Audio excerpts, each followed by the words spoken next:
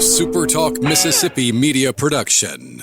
It was Trinidad's day in court against the NCAA, as you know already. He won, and so we're going to talk about that tonight. The injunction that was awarded to him by the judge here in Pittsboro, Mississippi. And you guys have seen it. You've reacted to it. You've talked about it. I've got a few thoughts, and then we'll read some of your comments tonight. But Ole Miss gets their quarterback in 2026. Let me know what you think right there in the comments, and we'll get to those in just a second. I invite you first, please, subscribe to the podcast wherever you get them in your favorite podcast app. By the way, give me a thumbs up, a check if the audio is coming through the microphone.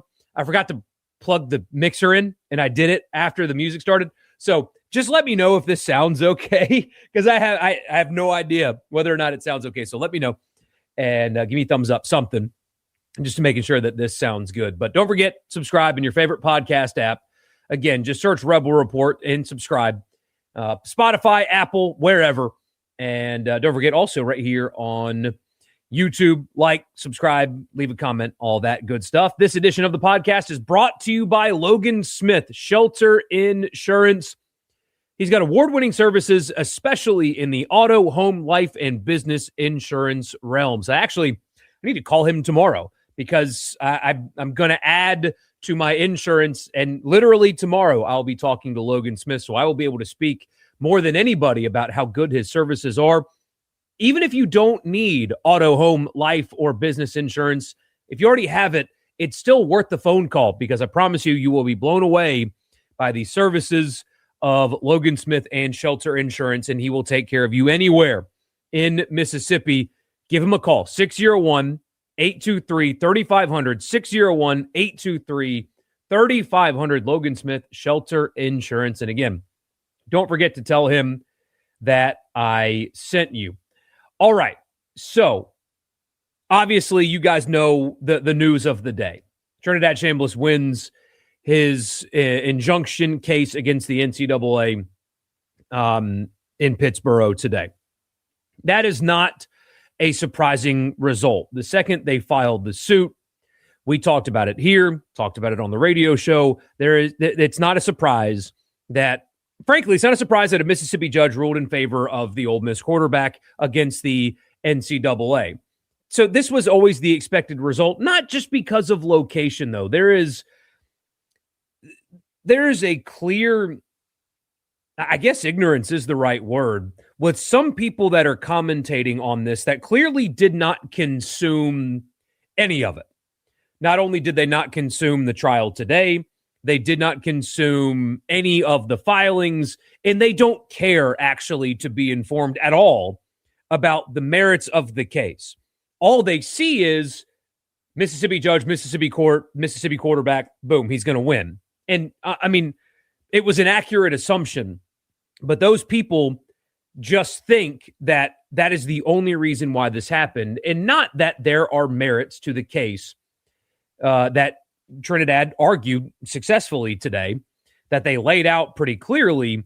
And there are a lot of people that did not pay attention to that. A lot of the discourse is just disingenuous, to be honest with you. There are merits to what happened today. It's not corruption or anything like that. There was real argument that was laid out very clearly, and the NCAA responded by not calling a witness at all. They didn't call a single one. We'll get to that in a second. But this is and was the expected result, not just because of location, but because of the merits of the case. And obviously, this is a big deal for Ole Miss. We have been talking about him the entire time as if he's coming back. So what does this mean for Ole Miss? Well, it means what we've been saying really this entire offseason, that they return at quarterback somebody that is a preseason Heisman contender. He will be on all of the lists now. Mike Bratton, SEC Mike, had him as the number one quarterback in the league entering the season, of which I agree with that ranking. He proved that, especially in the playoff run. You have a guy that he's exceptional at a lot of things. He protects the football really well. He spreads the ball around, doesn't hyper-focus on one receiver. His escapability is really good. Apparently an excellent locker room guy on top of it all. You can beat any team on your schedule You can beat any team in the country with a guy like that lining up at quarterback for you. So it makes the expectation for this season incredibly high. I mean, they should be a playoff contending football team with a quarterback like Trinidad Chambliss. It's not under center anymore. It's behind center, not under center. But we knew that already. It's clearly a conversation point. I think that the expected win total, if he would have lost for whatever reason today, would have dropped and should have dropped by 3 or, by at least 3 games. So I don't. Anyway, sorry, one of your messages kind of threw me off track. We'll get to that in a second. But that's no surprise. That is a big deal, but we already knew that was coming. All of those things are true. But the other side. So that's the football thing. You already know the football thing. Heisman contender, playoff contender, all that because you have a guy like him behind center. I don't know about you guys. I watched the entire trial today. I can't believe I did that from start to finish. I watched the entire trial today, and I feel terrible for the people in the courtroom. At least I got to do other things. Like the media that were there. Of course, I could not be there because I had the radio show to do. I wanted to go, frankly. I thought it would have been valuable, but it was an all day thing, and I couldn't be 2 hours away from the studio. I'd have had to leave the trial at like 11 to get back here in time and to get it done. So I wish I would have been there, but I did get to watch every second of it. And my first thought was watching that, I used to think lawyers were overpaid. Not anymore. The fact that is what you guys have to deal with every single day of your life, that you have to sit there and listen to the monotony of a trial. I get why you charge so much. I understand why you, a lawyer, charges so much for your hourly rate, because you have to deal with that every day. That was painstaking. It was horrible. Horrible to watch. And I understand why they have to do it, because they have to enter things into record.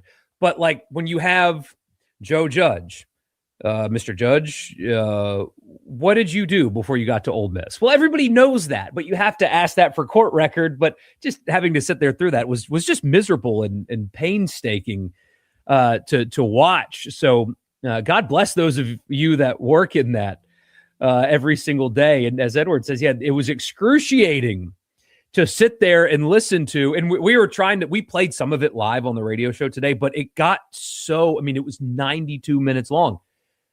So we even stopped playing it until the very end just to hear him actually say it officially that it was done. But there's obviously a point to that. I understand that. You have to put these things into record. The judge has a ruling that takes an hour and a half to read because you want it to be as thorough as possible so it can't get overturned on appeal, and on and on and on. It was a very long day, although there were some fascinating moments in this trial, and a few things that stood out to me. And I've had this theory. If you listen to the radio show, you know that I have had this theory at least for a few weeks now, or a couple weeks, that I think that the NCAA really, they would love to win these cases. They know they're not going to, and they want to use them as a thing that they can bring to Congress and say, see, we tried, and there's nothing we can do. Please come save us, congressman or congresswoman. And today, I think, affirmed my theory on multiple levels, because the entire crux of this case, this isn't a Bediako thing. This isn't a JUCO thing. This is, simply put, an attempt to get the NCAA to enforce their medical redshirt rules fairly. That was the whole crux of it, right?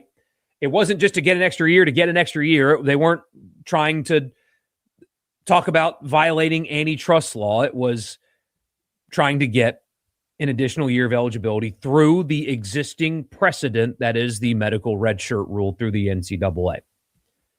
The NCAA argued essentially that Trinidad was not sick to the point where he could not play. That was their argument today. They made it today. They talked about incapacitation, and they got Dr. Dye, or they tried to get Dr. Dye to define incapacitation, which, by the way, Hayden and I had a good laugh of. Could you imagine going to a doctor? And apparently he's a outstanding doctor, wonderful man, all that. But they introduce you to Dr. Dye. Like, I would rather go to Dr. Liv if there's one available, but they tried to get him on that, the incapacitation. That is what the NCAA was attempting today, is to show that Trinidad wasn't sick. But in that effort to argue that from the NCAA, they did not bring a single witness with them. They did not have in their filing or in their arguments today a reference to a medical professional that agrees with the line of thinking that he couldn't play. Now think about that for a second. Your entire legal argument is he wasn't sick or his illness did not prevent him from playing football. But the Chambliss side had a doctor there today, an ENT doctor, an expert in the field today. They had 91 pages of medical records. And they had a note from the physician at the time and all of that at the time. So the Chambliss side had medical professionals talking about actually he was too sick to play. And if you're trying to win, I mean, I'm not a lawyer, so maybe I'm just talking crazy. But if you are actually trying to win this case, would you not have a medical expert that would counter that claim? Would you not have an ENT on record of your own saying, I reviewed the files, and honestly, I don't think this holds up? That wasn't ever at any point part of their conversation today. No witnesses, no medical expert countering the claim. And so for the people that actually paid attention to and watched this today, you hear that and you think, are you even trying to win? Are you doing everything you can in this day to win? And we talked about this on the radio show, and I said that. I was like, they didn't call a witness. Not one. No medical expert, nothing to counter the claims. That's very odd. And we got one text that was like, well, they just knew it was a sham. Let's play that out for a second. Let's pretend that that's why they didn't do that. That's not my theory, but let's pretend that that's why. Wouldn't you want to have as many witnesses as possible exposing the sham? We had all of these experts and all of this testimony and all of this documentation, and still we lost. They didn't even try. And so as I'm sitting back and listening to this and watching this, and the only argument that the NCAA has is, well, we just don't think it's valid. How could anybody in their right mind look at that and hear that and think they did an adequate job defending their position? You're charging the player, the player's mom, the player's coach, the player's doctor, a separate doctor, and some assistant AD for whatever. You're charging all of them with essentially lying, or at least manufacturing an illness to get him another year, and you did nothing to counter any of their claims. That tells me they weren't trying to win. That's my theory. That they take on cases like this and they fight them hard, knowing they're going to lose, so they can go, hey, Congress, look at what we did. We went to Mississippi and the judge was against us, and there's nothing we can do. There's no way that was a best foot forward approach from the NCAA today. There is absolutely no way that was real effort. They also admitted, and the NCAA's attorney even said, during the trial to Trinidad, if you would have stayed at Ferris State, you would have gotten an extra year. So that's another part of this conversation. And I don't think the Chambliss side did a good enough job hammering this part home, is that the NCAA has different thresholds for different divisions, and they're trying to hold Trinidad to a standard, to the Division I standard for a Division II year. And it did get brought up briefly, but I would, that point really sticks to me more than basically anything else, is if he would have stayed at Division II, this wouldn't have happened because he would have just been given another year. And the NCAA side today admitted that to be the case. Straight up said, yeah, if you wouldn't have gone to Division I, you would have gotten it. So that, I think, needs to be exposed and talked about more. Why does the NCAA have different thresholds for Division II and Division I? And why would a Division I player be held to the Division I standard when we're talking about a year in Division II? That doesn't make any sense. And of course, the NCAA engaged in a lot of hypotheticals. That was, you even had them bring up the Bediako thing, and those are not even remotely similar to each other at all. But they brought it up, and Judge actually, shot that down pretty quickly. But that's what the NCAA is doing here. They're not singling out Ole Miss. They're going to try to get Pavia. I keep saying Pavia. Aguilar tomorrow. They literally drove up there to get Aguilar tomorrow. They're going to try the same thing up there too. But I maintain today showed me they're not trying to win. They didn't effort a victory today. What they did was they went to trial so they can show that they are helpless.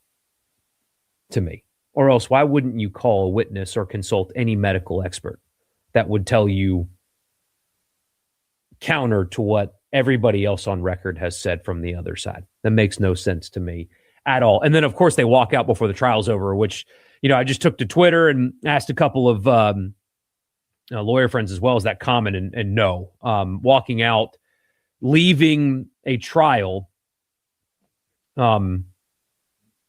is a disrespectful act. It's kind of like a middle finger to the court and a big problem. And the judge did say that he considered holding them in contempt for doing that. Really bad look from the NCAA, especially when it was argued that they acted in bad faith. They claim they did not, and then they leave a trial before the ruling is handed down. So what's next? The NCAA has 30 days to appeal to the Supreme Court in Mississippi. And I asked a friend to kind of explain what that means to me. Here's what he said. Upon a Mississippi trial court's granting of a preliminary injunction, the losing party may only seek a review pursuant to what's called interlocutory appeal by permission. What that means is a party does not have an automatic right of appeal from trial court orders granting preliminary injunctions. And the Mississippi Supreme Court may, and most likely will, outright deny a party's attempt to appeal the matter. Appeals from preliminary injunctions may be sought by filing a petition for permission to appeal with the Mississippi Supreme Court within 21 days after the entry of the order. Absent a few notable exceptions, the Supreme Court has rarely granted interlocutory appeals from preliminary injunctions. And even if the Supreme Court permitted the appeal to overturn the trial court's order, the Supreme Court would have to find that the trial court, Judge Whitwell, abused its discretion, which is a very tough hurdle to cross for a litigant. I can't read. I'm not a lawyer. He is. I'm not. To prevail under an abuse of discretion standard, the NCAA would have to prove that the judge's ruling was unreasonable, manifestly wrong, and clearly erroneous. That's not happening in this case because it simply isn't possible. He does not want a shout out. I would give him one. So I told him this in response, but I'll say here because I know he listens. Buddy, thank you. I really appreciate you writing all that up for me so I could share that with the audience, because I do think that's really important. And basically, I'm not smart like you are, but reading that kind of tells me that this is over. It was always going to be over today anyway, but yeah, what's next in appeal, but you just heard it. It's from an attorney in Mississippi. So really, really, really good stuff there. We will get to your comments now after I tell you the podcast is brought to you in part by Priority One Bank. They make you their priority every single day with their online banking platform. It's a one-stop shop. All you need is an internet connection. You can do whatever it is that you need to do with your money because that's what they do at Priority One Bank. They make you their priority. Also, Advantage Business Systems, absms.com for all of your Mississippi office technology needs. Don't forget to tell them that I sent you. First comment, college football fans, when Pavia gets an injunction, cheers. College football fans, when Trinidad Chambliss gets one, the horror. So I will say, I think what you're seeing a lot of reaction from LSU and Georgia and Clemson people mostly. There's a reason for that. LSU wanted to take him. And there is some wonder about why only 4 players went with Kiffin to LSU. I know they got a great portal class and he'll win a lot of games because that's what he does. But if you were an LSU fan, you'd be lying to yourself if you didn't wonder, why did only 4 come with him? Why didn't Kejuan come? Trinidad could have dealt with this in Baton Rouge. Why didn't Deuce Alexander come? Asked him to. Why didn't he? Why didn't Patrick Kudus come? Asked him to. He didn't. Why didn't he? Why didn't the punter and the kicker and the defensive lineman that you offered $2 million to besides Princewell, why didn't they show up? Why was it only 4? So there's a little bit of that there. They would prefer Ole Miss suck, and they don't. And Ole Miss kept good players, and they won today, and you're seeing some of that. Plus those who sat through that at the courthouse, unbelievable. Great news. So happy for Trinidad. Missed a ton this time of year. Been busy with AIT. How's it going, man? It's good to see you. I hope you're doing well. I'm glad to see you back here. I'm sure other fan bases that are panicking about this aren't worried at all about losing to Ole Miss and Chambliss again. Yeah, no, that's not what this is. They just want to protect college sports. They don't look at Ole Miss as a team that can beat them at all. No, of course not. Chambliss's representation was very strong. Thought Trinidad himself was a little shaky during his testimony at points, but this was a case that the NCAA was going to lose. Yes, absolutely. Frankly, the NCAA's biggest win today was in the Trinidad cross-examination, is when they got their best points across or their best knock in their favor. The NCAA did Trinidad Chambliss wrong. He wins at the end of the day. There are people who really think that this is the same as Charles Bediako. That was even brought up in court and struck down. Yeah, Edward, that tells you that people are so willingly capable, I guess is the right way to put it. People are so willing to have all of the information of the world right here at their fingertips and choose not to actually learn about anything that they're commenting on. Sat through the whole trial today. Judge was not happy with the NCAA lawyers. They left and never came back. Is he not the first team preseason All-American quarterback now? I bet that'll go to Arch. I bet that will go to Arch. Or, well, there's a few options. I mean, you got Oregon, Ohio State returning good quarterbacks that had good years. He had a better year than all 3 of the other ones we're talking about, though. Chambliss should be the Heisman favorite. Definitely top 5. With Chambliss, the win total is probably around 9.5 to 10.5. Without him, it's 7.5 to 8. Yeah, I think that's about right. You know, it's been a while with the super chat. Thank you, man. Really appreciate you. Glad you're here, and totally unnecessary. Just a subscription to the podcast feed is all I ask for, but thank you, man. Really appreciate you. You say thanks for the hard work. You do a great job. Thank you. Think there's going to be a drop-off next year, like 10-2, more likely 9-3. I mean, the 9-game conference schedule, this is a more difficult schedule than the one that they just played. By far, I mean, yes, absolutely it is. More difficult. There's no doubt about it. 10-2 gets you in the playoff next year, though, with this schedule compared to the one that they had last year. Good to see you, Pat. Yeah, it's been a while for you, too. Definitely at your annual quota of court cases I listen to start to finish. I'd be happy if I never do that again. That'd be great if I never have to do that again. Could understand a sizable step back in 27 if they underachieve this coming year. Whether it's fair or not, you can question the staff in place, including the head guy. 100%. 100%. Barring crazy injury luck, if they go like 7-5, there's going to be buyer's remorse. This roster is ready to win right now. Next year's roster, I kind of feel like that would be a bit of a rebuilding year. You have too much coming back on this team to call it any kind of build year or whatever. The expectations need to be sky high for this team. They need to. Absolutely need to. The NCAA never appealed for a different judge. Yeah, well, I mean, they didn't ask for change of venue, right? They didn't file for recusal. They had none of those things.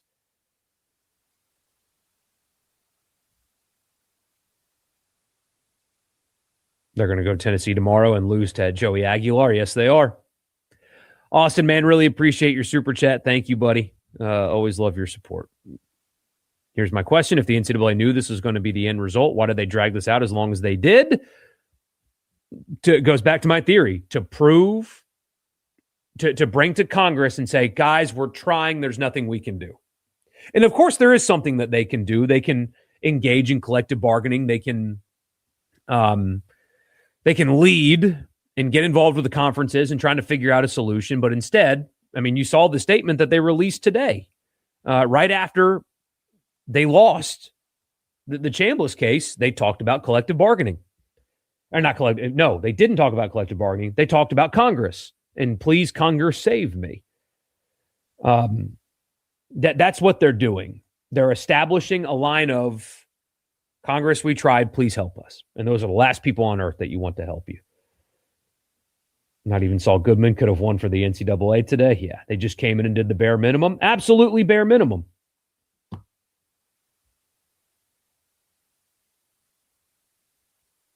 Can the NCAA appeal? Oh, I already read that. Yeah, see, I was ahead of you guys. I know I'm behind on messages, but yeah. Ole Miss was able to get a judge who graduated from Ole Miss to rule in favor of Ole Miss. At least the relentless whining will finally stop for a while anyway. Oh, Ellis, I'm sorry today happened to you.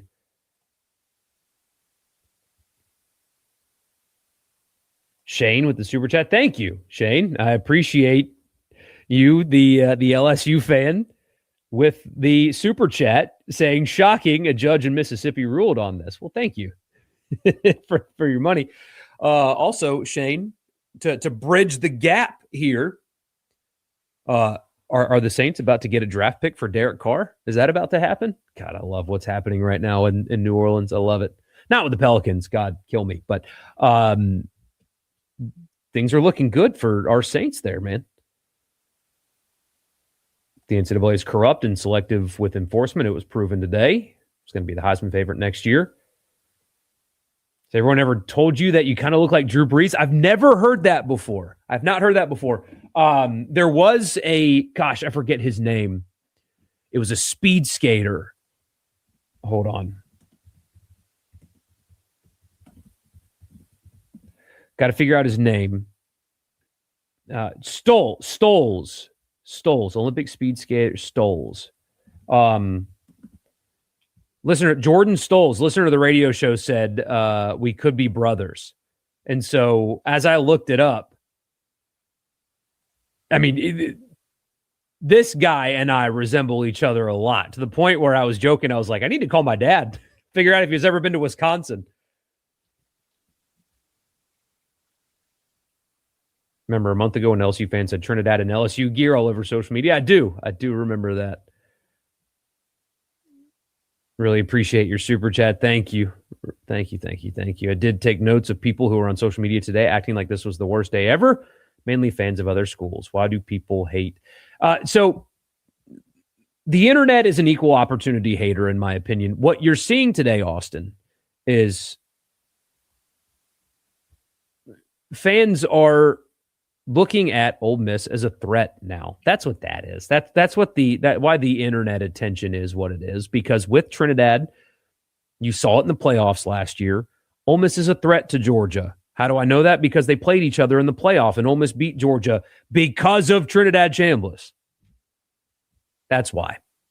LSU people look at Ole Miss, and I mean, it is a team that beat them last year, but Trinidad Chambliss on the road, going on the road to play that guy is a scary proposition.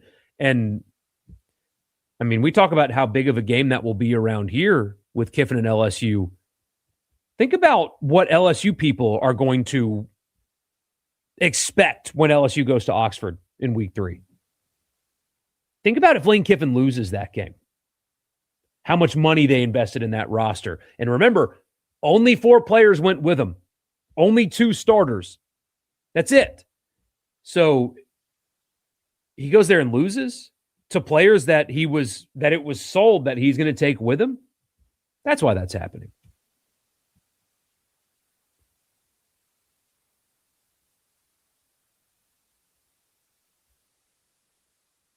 Interlocutory appeal. Thank you. See? I'm not built for that. Thank you. Interlocutory appeal. Okay. 13 weeks left at least. Well, it's good to see you, man. 10-2 next year's playoff bound with that roster. I agree. Yes. Yeah, the NCAA admitted that he would have qualified in D2 means that the records were de facto enough to approve the waiver. Yeah, and so that's where the bad faith part of it comes in. That's where the selective enforcement part of it comes in. And that shows you that people, the people commentating on this, and I'm not talking about random idiots on Twitter. I'm talking about people with platforms that talked about this, that didn't make reference to that, shows you that they didn't at all consume anything about it. They didn't actually want to learn about why this was possible. Does 9-3 make the playoffs with the 9-game league schedule? It could. It would have to be a really good 9-3. And the problem that you're running into is, I mean, the SEC maybe in the committee room they do, but the whole benefit of the doubt thing has been taken away, and you've added 8 more losses to your league. And I mean, a 9-3 Ole Miss might very well be more impressive than a 10-2 Texas Tech. But the committee has showed you in 2 consecutive years that strength of schedule does not matter to them. They proved it. Strength of schedule did not matter to them in last year's selection and this past selection too. So the SEC at media days last year tried to sell that they added they got the committee to consider new requirements, and now there's going to be a strength of schedule component, and the committee did not factor that in their selection. The argument was not that he was too sick to play, but that he was incapable of being competitive enough to play because of the illness. Exactly, but right. That's what the Chambliss side argued. The NCAA tried to. There was an interesting moment where the NCAA attorney kept talking about incapacitated. What he asked Dr. Dye, what does that mean? Incapacitated. And I think it was Liston had the judge hold up the NCAA rulebook because the judge had it on his desk. About this thick. I mean, huge. That word does not show up in it at all. It's not a threshold. It's not a thing that their rules say is a thing, right? And it's the same thing with practice. The NCAA attorney's asking, well, did you practice? Practice is not a threshold required to get a medical red shirt. So they argued against their own rules today.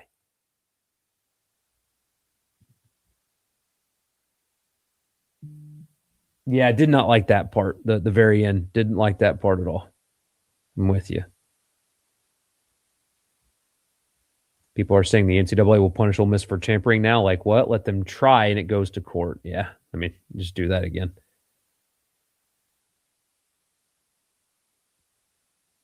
What happened to Ole Miss men's basketball? Bad evaluations. They missed some evaluations. Move the Egg Bowl to where the Magnolia Bowl is and put the Magnolia Bowl at the end of the year. Nah, forget that. See, I disagree with you. I love you to death. I disagree with you, though. I think the in-state rivalry needs to be at the end. And I think the Magnolia Bowl needs to be on Halloween. Some more thing with Pavia. He was a threat to other teams to beat them, and he did. The judge, Whitwell, was strong with the legal performance. If they try and overreact on tampering, should continue to protect, you say ourselves, meaning Ole Miss, of course, successfully. Yeah, I mean, we'll see what comes of the tampering. I mean, I guess they could try, I suppose. I really, maybe I'm being naive. I will believe a severe punishment comes to a football program for tampering when I see a severe punishment comes to a football program for tampering.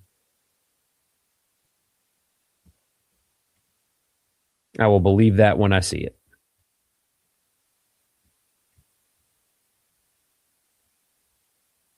He will lose that game. I mean, there's so much pressure on Lane to beat LSU. So much pressure.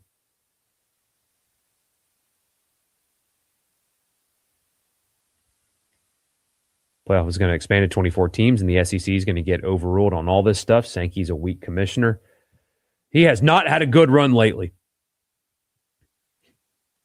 Thank you. Yes, hit the like button. Yeah. Thank you for that. Going to go all the way with just decent O-line play next year. I mean, two positions for Ole Miss that have to be good if they're going to be good. It's offensive tackle and it's linebacker. I'm concerned about depth at linebacker. Frankly, I'm concerned about depth at both. And you can't have elite depth at every position on the field anymore. Nobody has that anymore. Nobody has elite depth at every position on the field. The days of that being a thing are just over. It doesn't exist, but that's Ole Miss's too. They have got to, the portal additions at tackle plus Therese Davis have to hit, and the portal additions at linebacker have to hit. Every other position on the field, I am supremely confident in. And I really like the talent that they added at linebacker. I'm just concerned that there's not enough bodies there. Every other position on the field has proven high-level players. It's those two positions where it's like, they need to have evaluated well and stay healthy there. Most media that covers college football do no homework. There's no context anymore. Everything's all about views and clicks. Nobody cares about being accurate or even like bothering to read anything about it at all.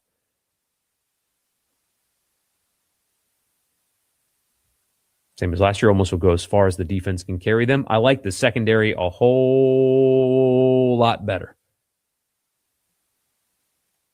This is a point that was made today. The NCAA has medical people for that. They were never asked. The reason was because of that. It wasn't Bama, Ohio State, Notre Dame, etc. Well, I don't know about that, but I do know that, Liston made reference to it today. The NCAA in their building has a whole medical wing, and nobody there could comment on it. Say it's not bad evals. It's now 3 years of bad coaching by Beard. Ronnie, with all due respect, they went to the Sweet 16 for the second time in the history of the program 1 season ago.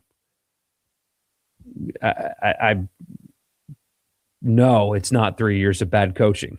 They made history as a program last season.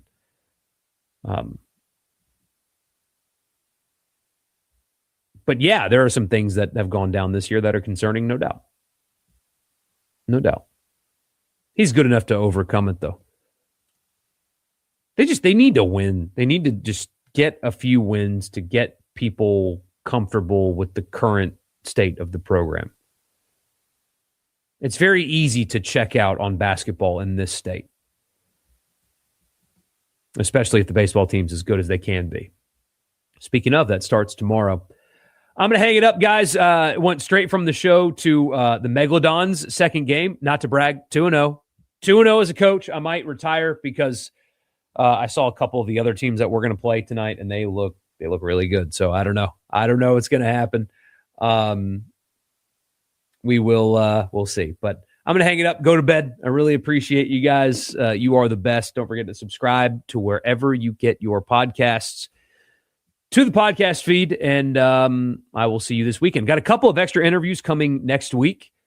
One is going to talk about the new NIL platform that Ole Miss is using. It's going to be somebody from that to kind of explain to you what it is. Another one's a former player that actually transferred out of Ole Miss, and I'm actually really looking forward to that conversation. It's somebody that it sounds like we'll talk to him. Didn't really want to, and has fond memories of his time in Oxford, and I'm going to ask him about tampering and things like that. I'm really looking forward to that. So both of those are coming next week. And appreciate you guys. I'll see you Sunday. Enjoy your baseball this weekend. Talk to you then. A SuperTalk Mississippi media production.